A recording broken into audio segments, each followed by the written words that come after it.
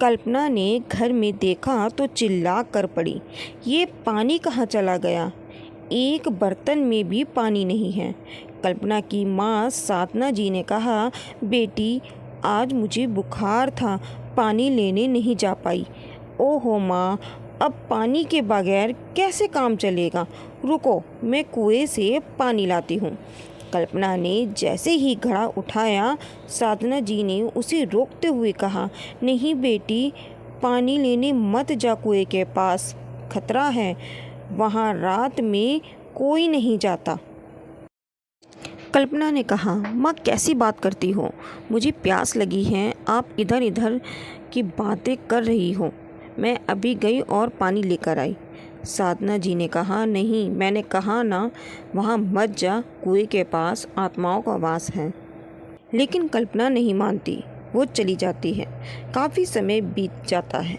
साधना जी किसी तरह बिस्तर से उठकर दरवाजे तक आती है। पड़ोस में रहने वाले पारस को आवाज़ देती है। पारस उनके पास आता है। क्या हुआ चाची, क्या बात है? आपको तो बुखार था, यहाँ उठकर क्यों आ गई? साधना जी दरवाजे पर बैठ जाती हैं। बेटा, कल्पना कुएं पर पानी लेने गई थे, अभी तक नहीं आई। ये सुनकर पारस चौंक जाता है। क्या कह रही हो चाची? तुमने कल्पना को अकेले इस समय कुएं पर भेज दिया? ज़रा सोचो तो, वहाँ अगर कोई आत्मा ने उस पर कब्जा कर लिया तो क्या होगा? बेटा तू जाकर देख ज़रा कल्पना को। ये सुनकर पारस ने मना कर दिया, नहीं चाची, मैं नहीं जा सकता। तभी सामने से कल्पना आती दिखाई देती है। उसे देखकर पारस कहता है, लो चाची, आ गई तुम्हारी बेटी। कल्पना कहाँ रह गई थी तू? इतनी देर हो गई। कल्पना ये सुनकर गुस्से से पारस को देखती है। इसने ही भड़काया होगा तुझे। चल भाग यहाँ से, नहीं तो अभी तेरा सिर फोड़ दूंगी। ये सुनकर पारस चला गया। साधना जी ने कहा, बेटी ऐसे क्यों करा तूने? जानती है पारस ने हमारी कितनी मदद की है? एक आवाज़ में दौड़ा चला आता है। सुन बुढ़िया, मैं किसी की बेटी नहीं हूँ। आज के बाद कोई इस घर में नहीं आएगा। तू भी चुपचाप पड़ी रह। ज़्यादा बकबक की तो मुझसे जान से मार दूंगी तुझे मैं। कल्पना का बदला हुआ रूप देखकर साधना जी घबरा जाती हैं। अब बेटी को ऐसी हालत में देखकर घबराना तो बनता ही है।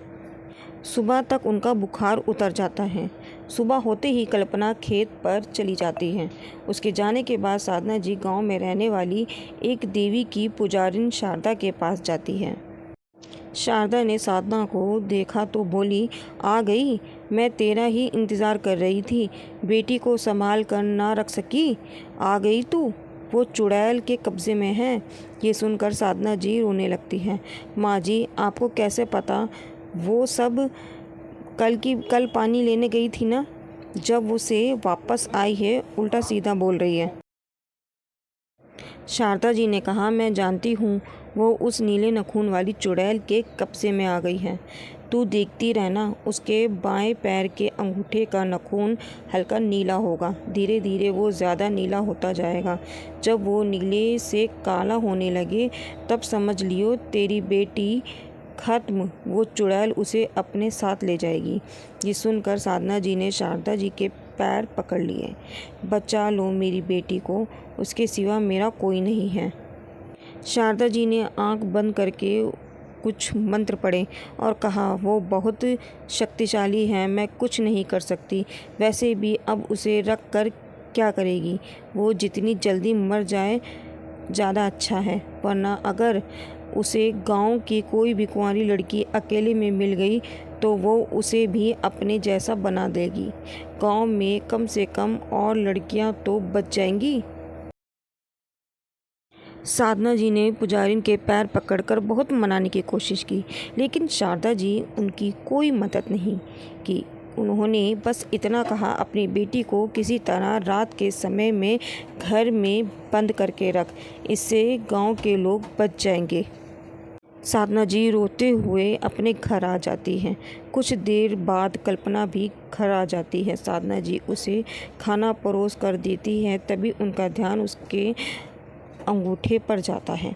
वो हल्का सा नीला था।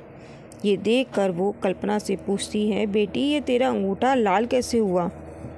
मुझे भूल जाओ माँ, कल जब मैं पानी लेने गई थी तभी वहाँ एक औरत खड़ी थी, उसका पूरा शरीर नीला था। वो पानी मांग रही थी, मैंने उसे पानी पिलाया। उसके बाद उसने मेरे सिर पर हाथ फेरा, तब मैं बेहोश होने लगी। जब मुझे होश आया तो वहाँ कोई नहीं था। रात होते ही वो मुझ पर हावी हो जाती है। उसके अलावा मुझे किसी से बात करना अच्छा नहीं लगता।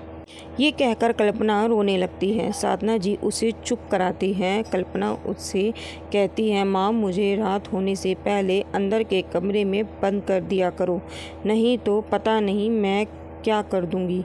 मैं अपने वश में नहीं रहती। इसी तरह कुछ दिन बीत जाते हैं।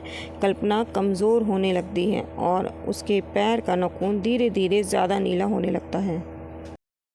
साधना जी कई जगह कल्पना के लिए बात करती है, लेकिन कोई भी उससे चुड़ैल से कल्पना को मुक्त नहीं करा पाता। एक दिन साधना जी अपने घर के बाहर आंगन में बैठी थी, तभी गांव वाले इकट्ठे हो जाते हैं। मुखिया ने कहा, साधना बहन कल्पना को लेकर इस गांव से चली जाओ, वरना गांव वाले उसे जलाकर मार देंगे। साधना जी गुस्से से चिल्लाते हुए बोली, तुम सब लोग उस चुड़ैल को मारो जिसने मेरी बेटी की ये हालत कर दी। उस पर कोई जोर नहीं चलता तो मेरी बच्ची को मारने आ जाओ। चले जाओ यहाँ से, नहीं तो मैं रात को कल्पना को खुला छोड़ दूँगी।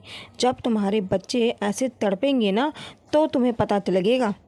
ये सुनकर सब गांव वाले चले जाते हैं। एक दिन सुबह जब साधना जी कल्पना के कमरे का दरवाज़ा खोलती हैं तो देखती है कि कल्पना मरी पड़ी है। उसका पूरा शरीर नीला हो चुका था।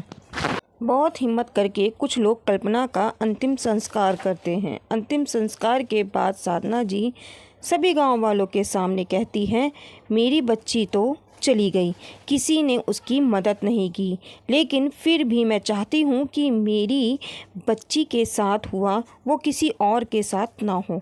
आप लोग मेरी मदद करो उस चुड़ैल से बदला लेने में, वरना एक दिन इस गांव में कोई जिंदा नहीं बचेगा। सभी गांव वाले सहमत हो जाते हैं, लेकिन ये सब कैसे होगा? कहानी का अगला भाग कल अपलोड फिर होगा।